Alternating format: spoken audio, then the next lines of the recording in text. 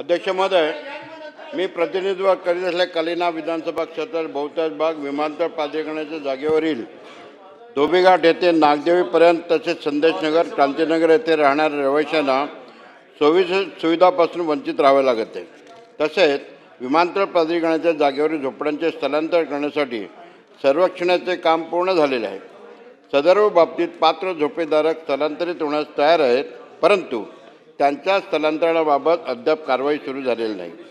स्थलांतरणाचे काम तातडीने होणे गरजेचे आहे, कारण तेथे दाटीवाटीने वस्ती असल्या कारणाने कुठल्याही सुखसुविधा देता येत नाही व तसेच उपरोक्त उल्लेखिलेल्या विभागातील झोपड्यांचे स्थलांतरण तातडीने करण्याबाबत स्थानिक रहिवाशांची मागणी आहे।